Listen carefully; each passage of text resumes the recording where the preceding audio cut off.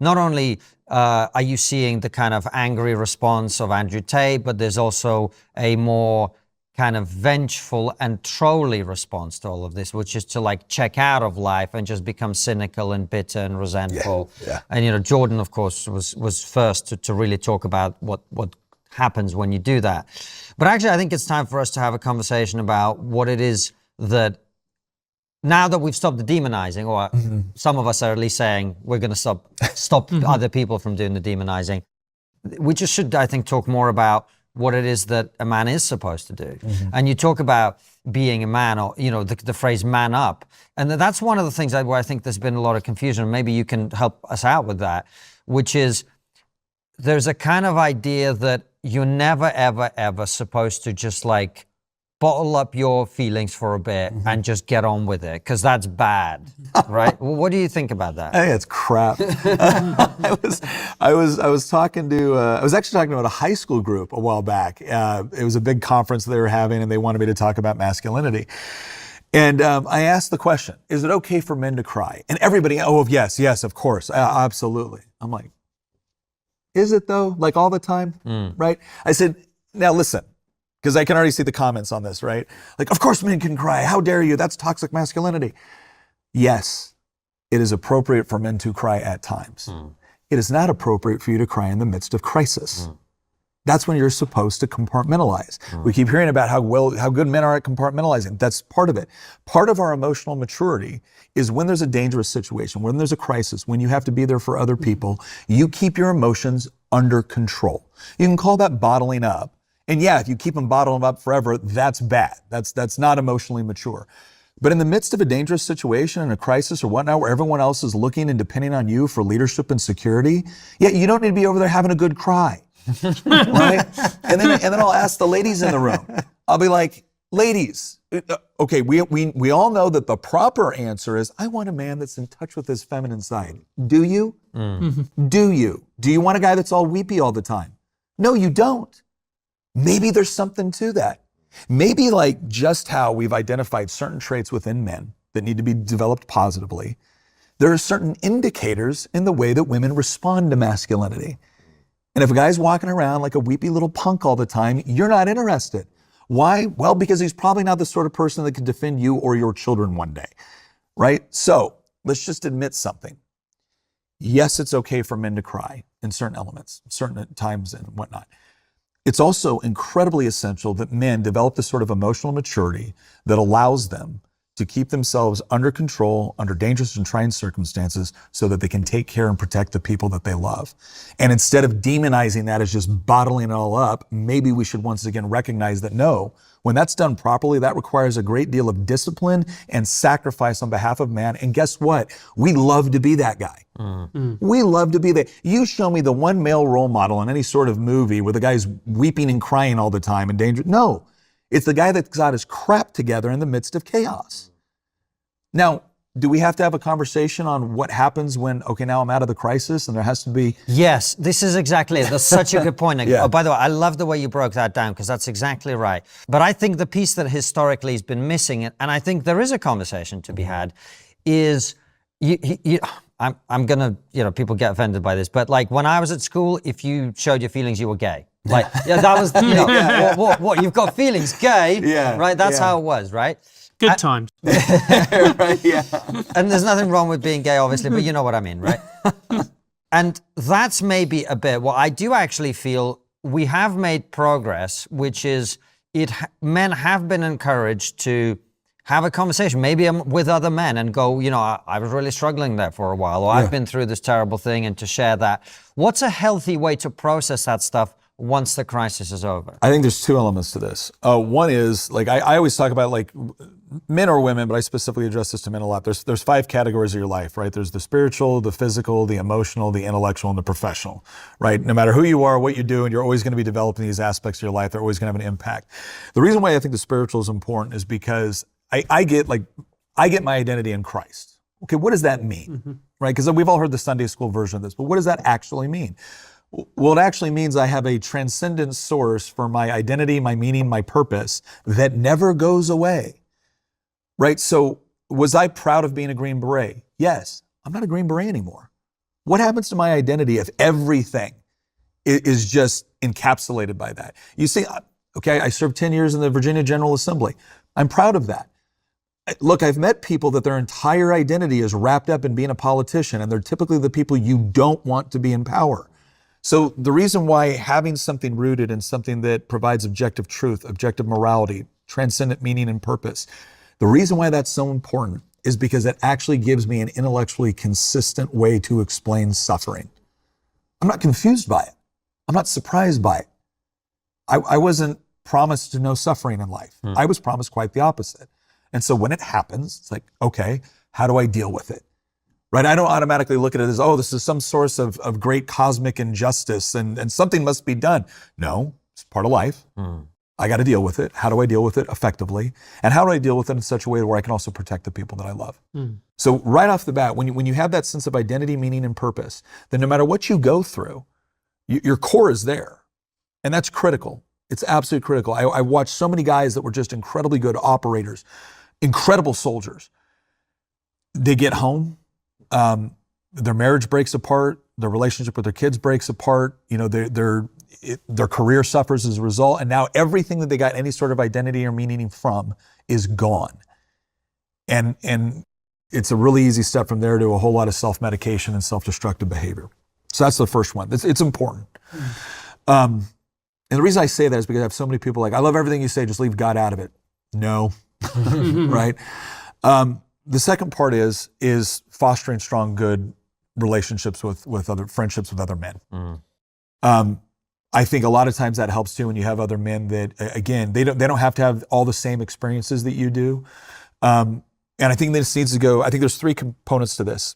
You need mentors, you need peers, and you need mentees. So obviously when you're younger in life, you have more of those mentors and peers. And as you get older, you start to get more of the mentees, where you're now sharing your experience and helping them navigate these problems. And the reason why that third component is important is because, one, that's what provides the next generation with the capabilities to be able to do what they need to do. And we keep this whole civilization thing going in the right direction. But it's also one of those things when you're thinking about, when you're getting mentorship from someone that you trust,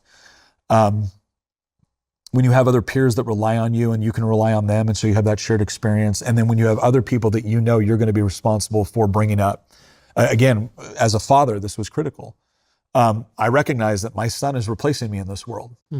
And I better conduct myself in such a way as to be worthy of his admiration, as to be worthy of him following the path that I've laid out and then making one his own.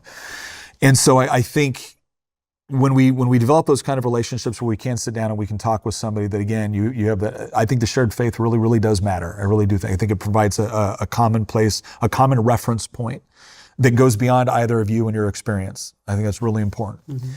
But being able to sit down with someone like that and being like, dude, I just need to talk. You're not going to have a ton of friends that you do that with. I'm a little bit skeptical, and by a little bit I mean incredibly skeptical of modern therapy. And it's not because I don't think there can be benefits to therapy. I absolutely do. But I think you got to be real careful with who you trust going into that environment. We had a lot of operators that went into traditional therapy, and it was like they were getting therapy for women. And they were treating guys that had served overseas in difficult situations as if they were broken toys, or oh, you're broken, we're going to fix you. Screw you.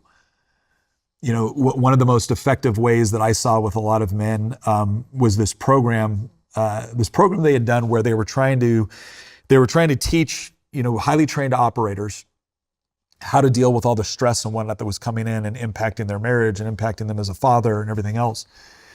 And they found that when they front loaded it into, this is going to make you a better father, it was emotional, it was gay, right? it was gay, 90s kid, right? Yeah. But when they said, hey, look, we're going to run you through, we're going to run you through these stress exercises. And the reason why we're going to run you through and we give you these techniques in order to deal with this stress is because look what just happened to your shot group. So they're going through the shoot house, their shot group goes to crap, and they're like, how do I fix this? Oh, you fix it by doing this, this, and this. This is what happens to your heart rate. This is what your mind's doing. This is what the various chemicals in your body are doing, et cetera. And so all of a sudden, they got them in a position where they could focus them in on how their body was responding to stressful situations, prolonged stressful situations, how they can deal with it to be a better operator. oh, by the way, these are the same things that are going to impact you. And you don't just have an obligation to be a good operator. You have an obligation to be a good man, a good husband, a good father. And the same thing that's going to help you in this environment is going to help you in that environment. So I think a part of it is properly explaining this is part of the responsibility of men. This is where John Lovell, I think, does a really good job of saying we're not just supposed to be warriors. We're supposed to be romantic. We're supposed to be tender with our families. And I think when we look at it as this is a part of your training of being a good and complete man is very important. And then finding other men that are on that same journey that have had, again, mentors, peers, and mentees. I think the whole idea of having a skill set in order to deal with difficult problems, difficult situations is so important for men, because one of the things that I didn't have when I was young is I'd be put in a situation, I didn't know how to deal with it. I didn't have the skill set to deal with it. I'd feel overwhelmed. And then before you know it, you start becoming emotional. And that's when everything goes wrong, because you start making decisions based on emotion instead of rationale or logic. Yeah. When emotions should inform our decisions, they shouldn't direct them. Because when you have a visceral reaction to something, there's a reason for that. Your body, your mind is telling you something about this particular situation. It's an invitation to thought. By the same token, I think when a lot of times men will get accused of bottling up their emotions, when in reality, what they're doing is they're transferring the emotions they feel over into the two emotions that they don't mind showing you, which is usually sarcasm or rage. Right? So this is why, my father was a homicide detective, right? My mom was a nurse too, so I grew up around a lot of gallows humor, right? Yeah. Right. But it was one of these things where the reason why, if I'm feeling insecure or afraid or unsure of myself or whatnot, I go straight to sarcasm or humor or anger, because sarcasm and anger seldom get confused for weakness, and these ones constantly get confused for weakness. And so I think it's important to understand, and again, this is something too where again, a woman who's interested can actually play a really, really important role in the development of a man, because let's face it, a lot of the crap that we do for them. We can't, you find a woman that you're absolutely in love with, you will slay dragons and be thankful for it just to get to come home to her. And so one of the things that I try to explain is like, okay, guys, because we convert in this is because we don't want to appear weak. That's not a negative impulse, by the way. We shouldn't appear weak. But we have to understand when we're dealing with certain things and it manifests in this way, we haven't bottled up our emotions, we've just transferred them. I think it's also important for, again, wives that are interested in what's going on in their husband's mind to appreciate that and appreciate he doesn't want to appear weak. He really doesn't want to appear weak in front of you. So if you want to be able to talk to things, or if you want him to be able to open up to you, I would recommend that you do two things. One, you make sure that man knows you respect him and you're on his side. I explain this to wives all the time. Men associate love with loyalty. Every guy I know, myself included, has that one friend that is not good for you. like it's that one buddy where you're all the women in your life is like, why do you even why? Guaranteed, because at some moment, at some time, that guy was there for you. And because you know that if you called him up at 2:00 in the morning and said he needs to show up with a shovel, some lime, and no questions asked, he'd be there. We associate loyalty with love. When a wife makes her husband feel respected and he knows he has her loyalty, he is more willing to open up on what's going on. The other thing she needs to understand is that there are some burdens that men are just supposed to bear, and we don't share it with our wives. We just don't. It's not that there's something wrong within the marriage or the relationship. It's just that some of the burdens are ours and you can't carry them for us. What you can do is create the sort of environment where we don't mind carrying them. And I think when that's recognized in the way that men deal with these issues and the way we express emotion and the way we deal through problems, it allows us to develop the sort of emotional maturity we have that is not only beneficial for us, but then is also very beneficial for the people around us, whether it be our colleagues and especially our wives and our children. Let me introduce you to the people I work with to protect my family against financial instability, inflation, and turmoil. For me, one of the best ways to safeguard your wealth is by investing in gold, and that's why I trust the Pure Gold Company. Here's a smart tip. If you buy UK minted gold coins like sovereigns, you won't pay VAT when you buy them or capital gains tax when you sell. All the profit is yours to keep. And the best part? Gold is a completely private investment. It's outside the banking system, so it can't be manipulated by governments or anyone else.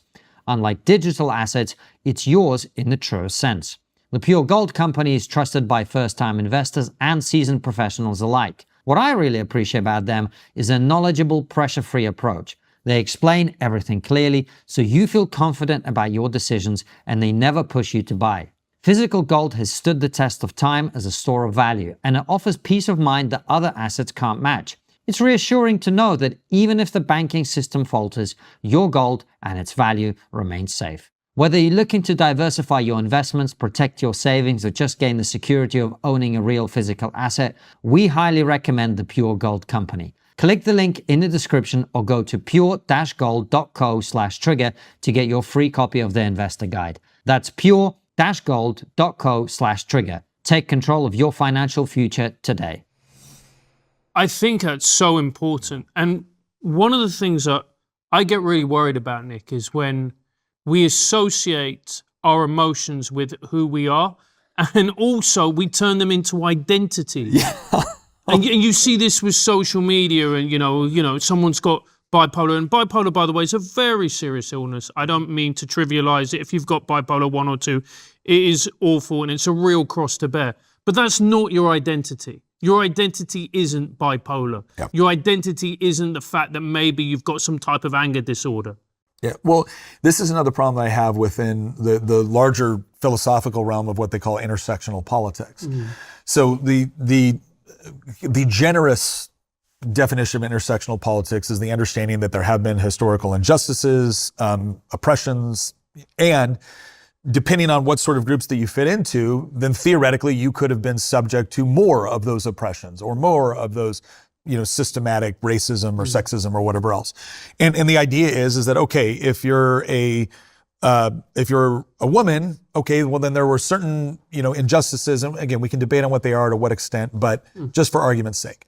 If you're a woman, okay, there were certain injustices that you were subject to. But if you're a black woman, you actually had more injustices that you were and so goes the intersectional pyramid. It is one thing to use that as an analytical tool throughout history to say like, okay, how have things impacted and how do we process this? It is another thing to make those things your entire identity, right? The injustices, real or perceived, the entire identity, and to create a whole reward structure based off of it to where now, well, if I want to go to the top of the intersectional period, well, that's fine. I just identify as a queer, non-binary, trans cat. Poof, I'm there. I'm at the top of the intersectional pyramid. Nobody's more oppressed than that. And so we have done this thing where we've taken, Ali Beth Stuckey refers to it as toxic empathy. It's this idea where we have taken things that we struggle with.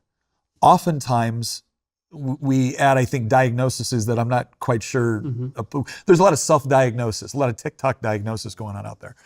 But we have things that in some cases are unique, and we've made them our identity. So if you were a black person growing up in the era of Jim Crow, there is no question that the government was being utilized against you. Now, the question that we should ask is, okay, having acknowledged this, what do we do about it now? Well, step one, don't do those things to the government anymore, like get rid of Jim Crow. Step two is, okay, well then, to the degree that recompense is necessary, how do we do that?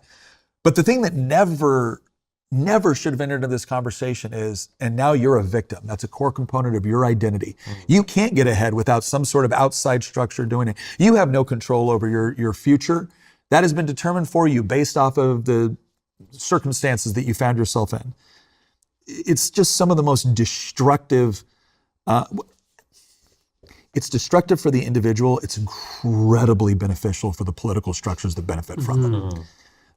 There are people that have made their entire careers, both professionally and politically, off of convincing people that there's no possible way they could do anything.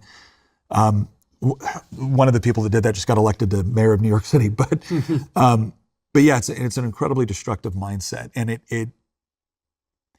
it seeks to rob people of their own agency, so that they'll transfer all responsibility over to somebody else. And yeah, it's corrosive. And it's designed to make men miserable. Yes. Because if you feel that you have, look, I can't speak for women, I'm not a woman, but as a man, if you feel that you have no agency, if you feel that you have no control over your life, that's a moment you enter very, very dangerous places as a man, particularly as a young man. Yeah, Eric Hoffer talks about this in his book, The True Believer, where he talks about the nature of mass movements.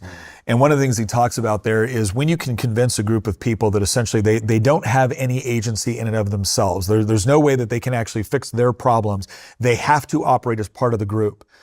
Well, once they've realized, well, I have no agency. Well, if I have no agency, I have no responsibility. But I'm a victim, which means I'm a victim of injustice. And now I get to go mete out whatever violence or actions need to against my oppressors. And how do I justify now doing horrible and egregious things to other people? Well, it's not me. I'm doing it on behalf of the group. The group ends up getting their own morality and then their own realm of justification for various actions. And now I can go do these things as part of this group because the group now provides my identity. The group's my source of strength. The group's, and it's not hard to see how we go from otherwise reasonable or rational people to justifying the most evil of things as the worst manifestation of that.